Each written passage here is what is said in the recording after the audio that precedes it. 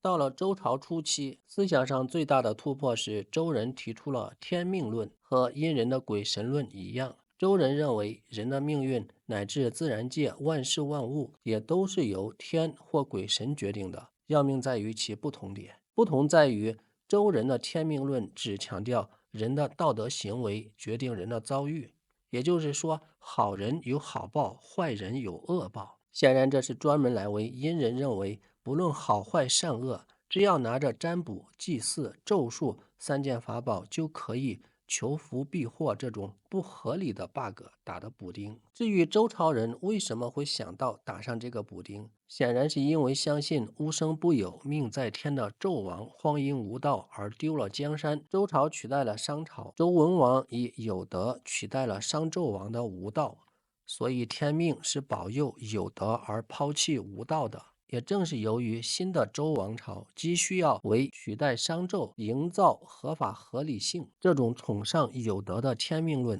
才被奉为周朝的主旋律。当然，在周朝很长的时间里，这种打了补丁的天命论并不是绝对统治地位的，民间也仍有庞大的势力不稀罕你的补丁，继续支持殷人的鬼神论。一直到西汉初期，周朝鼓吹的这种天命论也始终没有定于一尊。在汉景帝时，黄老道家的人物黄生就和儒家人物袁固生辩论于朝廷之上。黄生说：汤武非受命，周文王作为商朝的臣子取代商纣王，就是陈弑君。袁固生见道德绑架不好使，说：照你这个逻辑，汉高祖消灭秦朝也是陈弑君吗？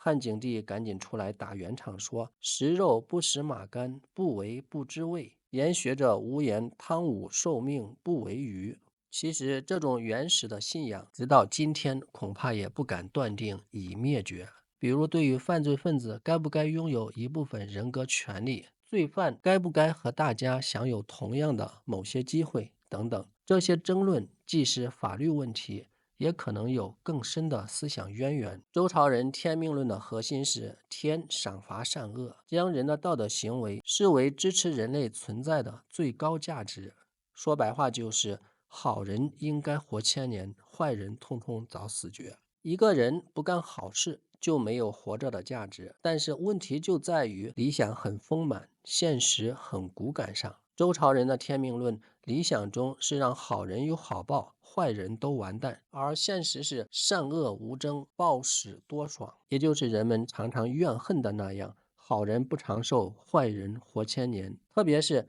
一个人分明把坏事做尽，但他却活得顺风顺水，有滋有味。这种怨恨在当时的诗经中体现很多，比如浩浩昊天，不俊其德；瞻仰昊天，则不我慧。何辜与天，我罪伊何？等等，怨天的诗句说明人们开始怀疑天的道德性和权威性，这类似于西方基督教中出现的神议论问题。当人们感受不到上天在为人间主持正义时，人们必然提出为何善人受苦，恶人享福这样的问题。这是对天、对神正义的怀疑。面对这种怀疑，维护天和神的一派出来辩解了。他们的辩解词总结起来有4种。第一种，针对坏人有福享的现象，解释为天有意纵容他，让他更加原形毕露，等他把罪恶积累到一定程度后，在将来算总账。第二种，认为天没有主持正义是偶然现象，恶人得福，善人遭祸，不会长久。第三种，认为眼前的逆境是上天在考验人，在丰富其经验，磨练其意志，为将来接受大任做准备。第四种是强调上天对人行为的赏罚不在当时，而是显现在其家族子孙后代的头上。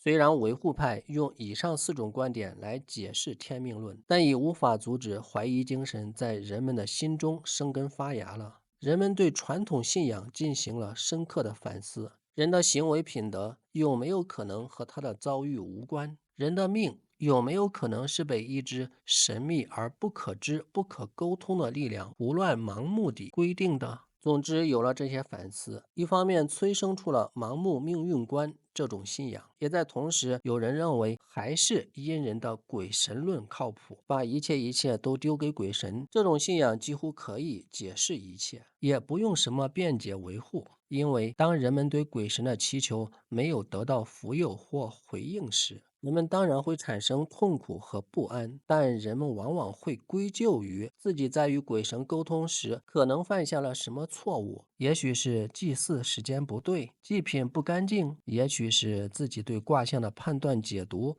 有误等等。另外，在阴人的鬼神论信仰里，鬼神有很多很多，你求鬼神张三没降福，那再去求鬼神李四呀，何必在一棵鬼神树上吊死呢？念念不忘，必有回响，总有鬼神愿意保佑你的。可见阴人的这种信仰，即便用今天的眼光看，也有很多人不觉得陌生，甚至在我们的身边仍有流传。